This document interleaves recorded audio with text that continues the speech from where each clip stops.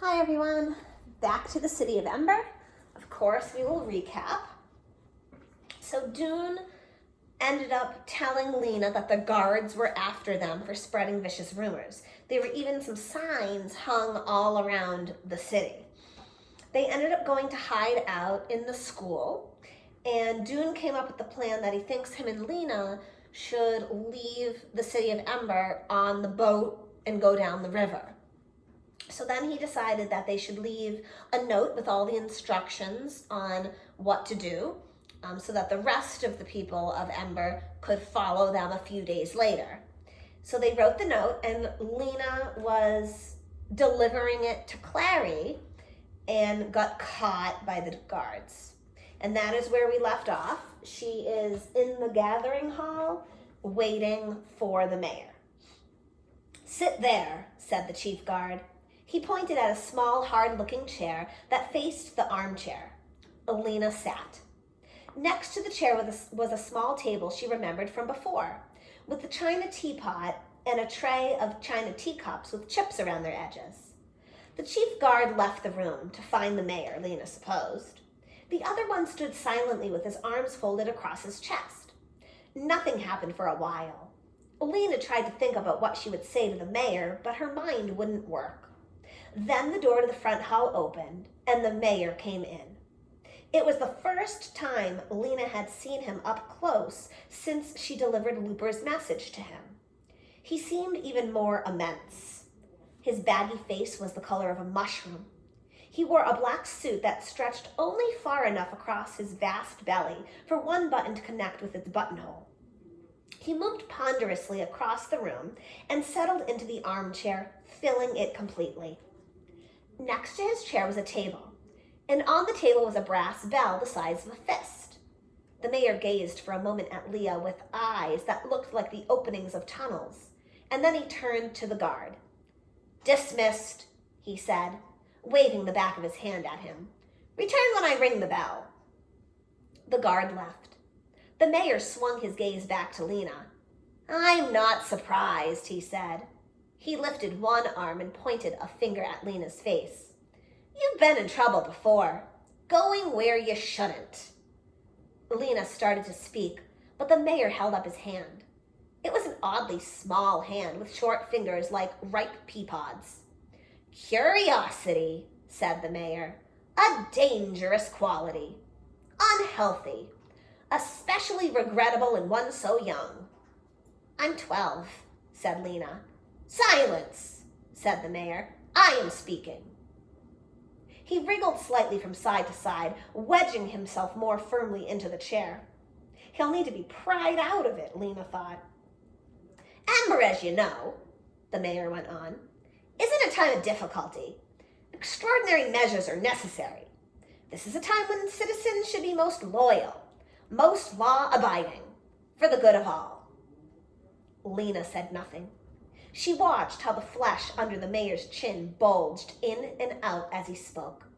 And then she turned her eyes from this unpleasant sight and looked carefully around the room.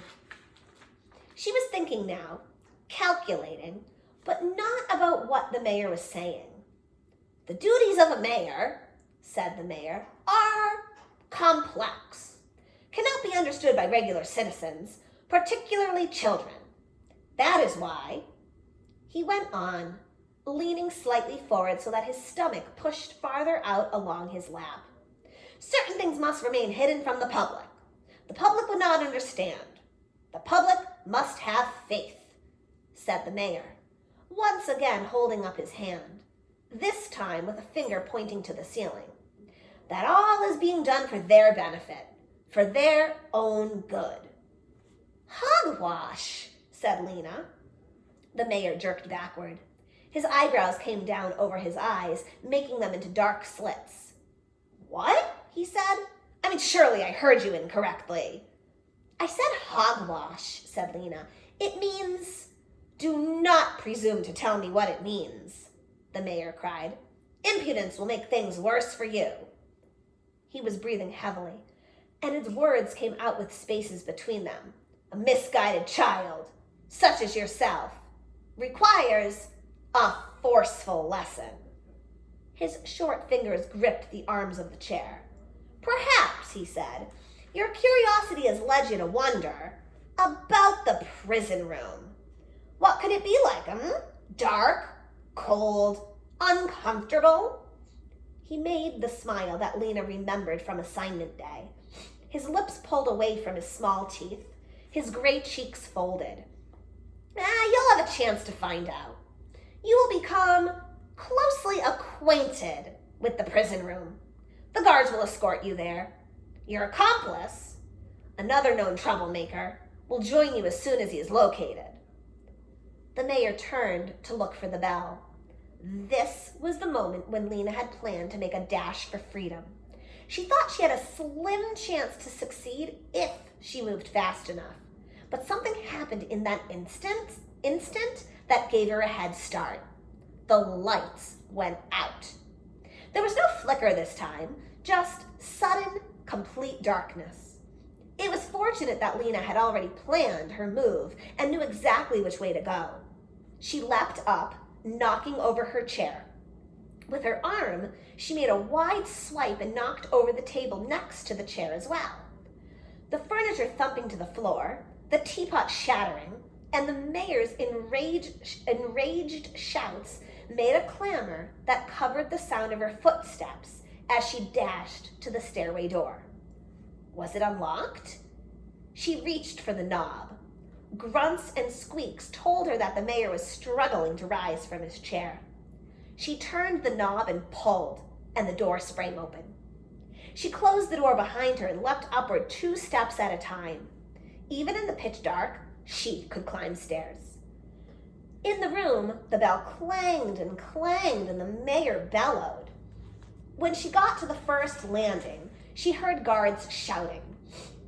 There was a crash. Someone must have fallen over the toppled chair or table. "Where is she?" someone yelled. "Must have run out the door." Did they know which door? She didn't hear footsteps behind her. If she could make it to the roof, and if from the roof she could jump to the roof of the prison room and from there to the street, then maybe she could escape. Her lungs were on fire now. Her breath was burning her throat. But she climbed without stopping. And when she came to the top, she burst through the door to the roof and ran out. And that was when the lights came back on. It was as if the blackout had been arranged especially for her. "I'm so lucky," she thought, "so extremely lucky." Ahead of her was the clock tower. She went around to the other side of it. No dancing on the roof this time. A low wall ran across the edge of the building. Lena approached it cautiously and peered out over the swarm of people assembling in Harkin Square. Directly below her was the entrance of the gathering hall, and as she watched, 2 guards dashed out the door and down the steps. Good. They had gone the wrong way. They must think she'd escaped into the crowd. For the moment, she was safe. The clock in the tower began to chime. 3 great booms rang out. It was time for the singing to begin. Lena gazed down at the people of Ember, gathered to sing their songs. They stood so close together that she could only see their faces, which were lifted up toward the sky, with the hard, bright lights shining down on them. They were silent, waiting for the songmaster to appear on the gathering hall steps. There was a strange hush, as if the city were holding its breath. Of the whole Ember year, Lena thought, this hush before the singing was one of the most exciting moments. She remembered other years when she had stood with her parents, too short to see the songmaster's signal, too short to see anything but people's backs and legs, and waited for the first note to thunder out. She felt her heart move at that moment, every year. The sound would rise in waves around her like water, almost as if they could lift her off the ground. Now suddenly, the moment came again. From hundreds of voices rose the first notes of the song of the city, deep and strong.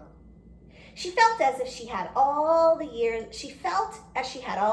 before, a quivering inside, as though a string under her ribs had been plucked, and a rush of joy and sadness mixed together. The deep rumbling chords of the song filled Harkin Square. Lena felt that she might step off the edge of the building and walk across the air. It seemed so solid and sound. The song of the city was long. There were verses about streets of light and walls of stone, about citizens with sturdy hearts, about stored abundance never ending. Not true, Lena thought. But at last, the song of the city wound down to its end. The singers held the final note, which grew softer and softer, and then there was silence again. Lena looked out at the lighted streets, spreading away in every direction. The streets she knew well. She loved her city, worn out and crumbling though it was. She looked up at the clock. 10 minutes after 3. Dune would be getting ready to leave for the pipeworks. She didn't know whether he'd seen her being captured. If he had, he would be wondering if she'd been locked into the prison room. He'd be wondering if he should try to rescue her or if he should go down the river by himself. She should be hurrying to join him, but a sadness held her back like a heavy stone in her chest. She bent her face into the palms of her hands and pressed hard against her closed eyes.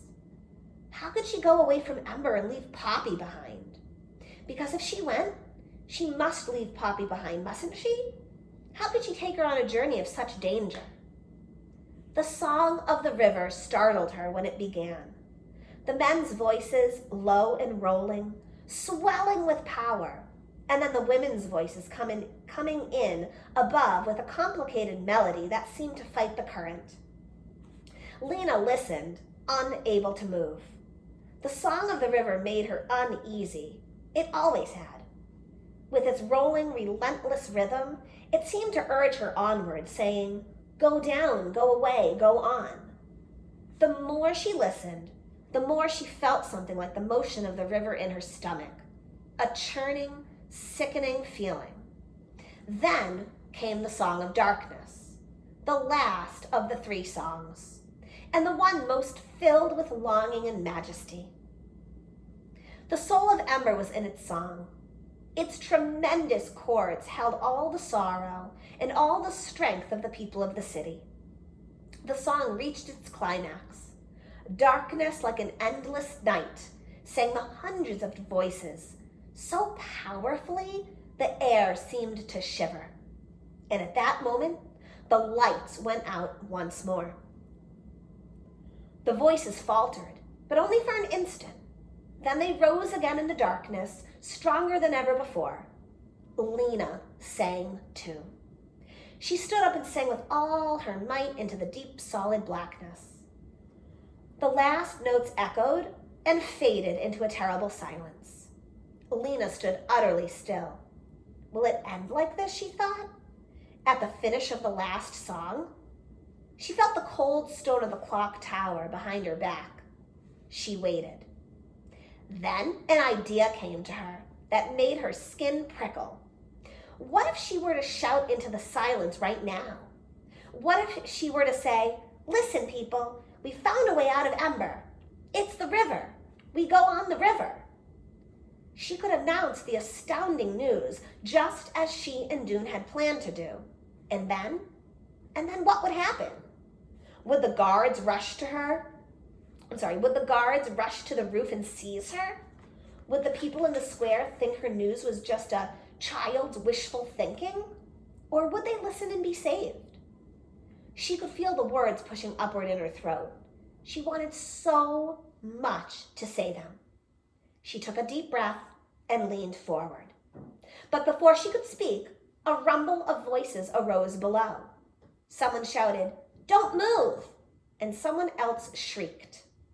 The rumble rose to a roar, and then cries flew into the darkness from everywhere. The crowd was erupting into panic. There was no hope of being heard now. Lena clutched the edge of the clock tower as if the tumult below might cause her to fall. She straightened her eyes against the darkness. Without light, she could go nowhere. Lights, come back on, she prayed. Come back on. Then she saw something. At first, she thought her eyes were tricking her. She closed them tightly and opened them again. It was still there, a tiny point of light moving. As she watched it, it moved along slowly in a straight line. Then it turned and moved in a straight line again. Was it on River Road? She couldn't tell. But suddenly, she knew what it was. It was Dune with a candle. Dune going toward the pipeworks in the dark. And she wanted to go too. She could feel it all through her, the urge to run and meet him and find the way out of Ember to the new place. She listened to the shouts and wails of the terrified people in the square below. She thought of Mrs. Murdo down there in the dark, being bumped and pushed, with her arms wrapped tightly around Poppy, trying to protect her. And all at once, everything seemed clear. Lena knew what she would do. If only the lights would come back on. If only this was not the very last blackout in the history of Ember. Watching the tiny light following its steady course, she made a wish with the whole force of her heart and mind. Then the floodlights flickered. There was a great cry of hope from the crowd, and the lights came on and stayed on. Lena ran back to the edge of the roof, dropped easily down onto the roof of the prison room, and seeing no guards in the crowd that was now streaming into the street, she jumped from there to the ground and joined the throng of people. She made her way down Greystone Street, going at the same pace as everyone else so she wouldn't stand out. When she came to the trash can enclosed behind the gathering hall, she squatted down and hid. Her heart was beating fast, but she felt strong and purposeful now. She had a plan. As soon as she spotted Mrs. Murdo and Poppy on their way home, she put it into action. And now we're starting chapter 17, called Away.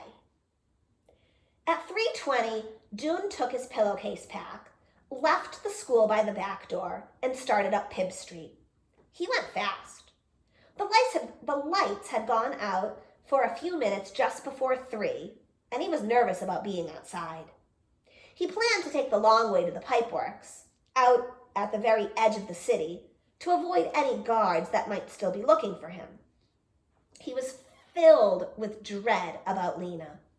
He wouldn't know what had happened to her until he got to the pipeworks, and she either showed up or didn't. All he could do now was run. He raced down Knack Street. It was strange to be out in the city with the streets so utterly deserted. Without the people passing back and forth, the street seemed wider and darker. Nothing moved but himself, his shadow, and his fleeting reflection in shop windows that he passed. In Silverton Square, he saw a kiosk where the poster with his and Lena's names on it had been pinned up. Everyone in the city must have seen these posters by now. He was famous, he thought wryly, but not in the way he wanted. There would be no glorious moment on the gathering hall steps after all. Instead of making his father proud, he would cause him dreadful worry. This thought made him so sad that his knees felt suddenly wobbly. How could he just vanish without a word? But it was too late now. He couldn't go back. If only there was some way to send him a message. And in a moment, he realized there was. He stopped, fished in his pack for the paper and pencil he had brought, and scribbled on it. Father, we have now found the way out. It was in the pipeworks after all. You will know about it tomorrow. Love, Dune. He folded this in quarters, wrote, "Deliver to Loris Harrow" in big letters on the outside, and pinned it to the kiosk. There. That was the best he could do. He would have to trust that someone would deliver it. In the distance, he heard the faint sound of the singing. He listened. It was the song of the river just ending.